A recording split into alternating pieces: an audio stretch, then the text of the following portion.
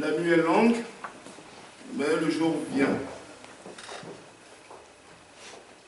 Excellences, Mesdames, Messieurs, le grand jour tant souhaité est enfin arrivé. De ce moment et à jamais, affranchi de toute suggestion, de toute entrave, maître de son destin, maître de ton destin, cher Togo, mon cher pays, te voilà enfin libre. C'est en ces termes que le Premier ministre Sylvanus Olympio proclama le 27 avril 1960, à minuit, l'indépendance de notre très cher pays, le Togo.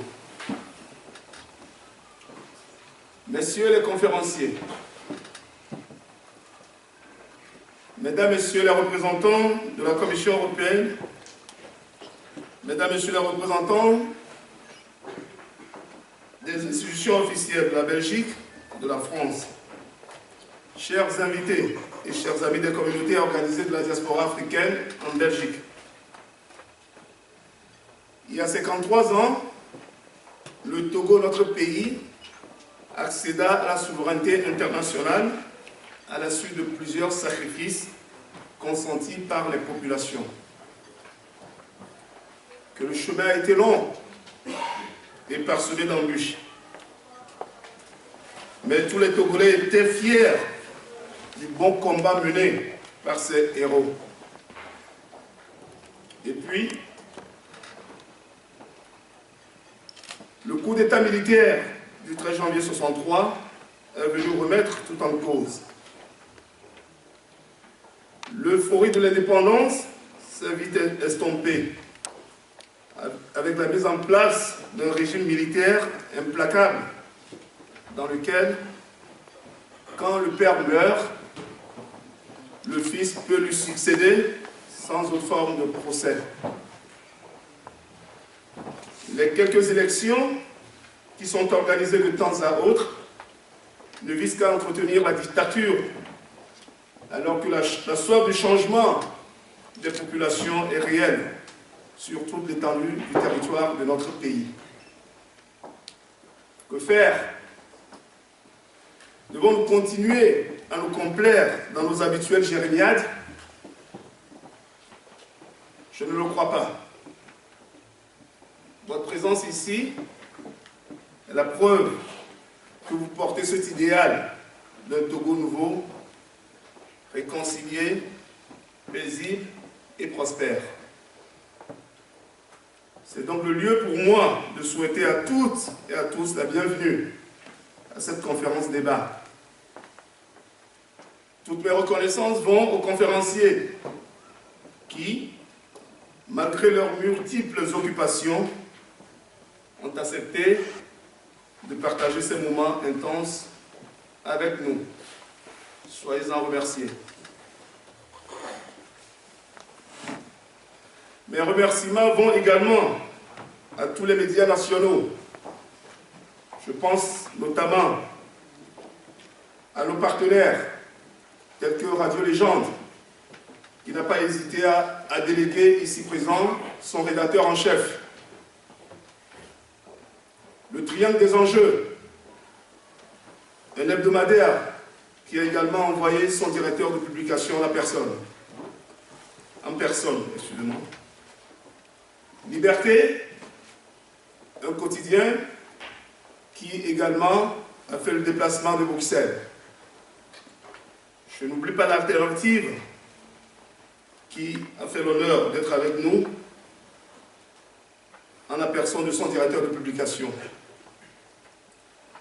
Je vous remercie de faire le déplacement pour la bonne cause de notre pays, depuis le Togo jusqu'à Bruxelles.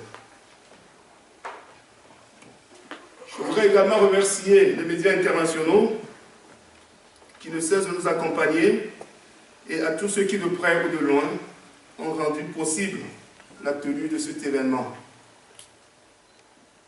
Malheureusement, les autorités togolaises via l'ambassade du Togo en Belgique, n'ont pas jugé utile de venir se confronter à l'exercice démocratique que constitue le débat contradictoire. Néanmoins, nous leur adresserons les résolutions qui seront issues de cette conférence.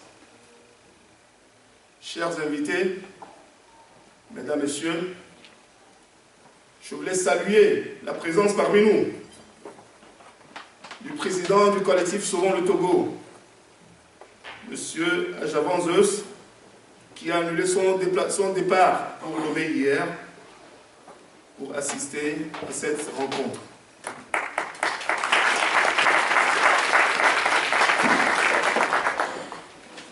Je voulais également remercier celui que tout le monde connaît, le tonitruand du CSD, Abbas Kaboua. Il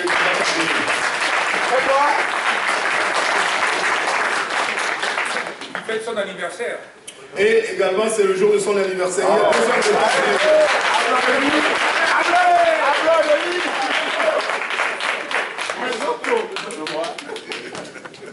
Chers invités, mesdames, messieurs, en organisant cette conférence de presse et cette conférence débat autour du thème Togo, l'alternance politique c'est maintenant, le site d'information etiamé.com, en collaboration avec le comité de soutien au CST Benelux,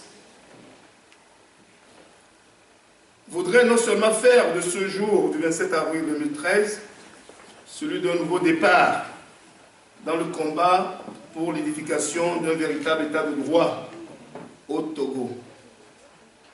Mais également, nous voulons faire entendre à la communauté internationale la voix d'un peuple qui souffre depuis déjà plus de 45 ans. Il n'est pas normal que dans une république, une même famille politique puisse gouverner un pays pendant plus de 45 ans. Je dis bien une même famille politique. Je ne parle pas ici de la famille Nyassimbe, mais d'une famille politique dans une république qui dirige un pays depuis plus de 45 ans. Cela n'est pas normal. Mes chers compatriotes et amis du Togo, notre pays a soif d'alternance politique. Et oui, cette fois-ci, l'alternance politique va se réaliser en 2015.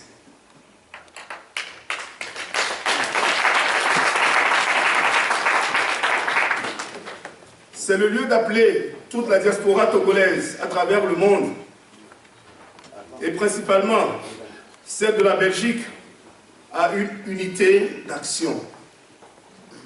Nous ne devons jamais nous tromper de cible. Toute la classe politique togolaise,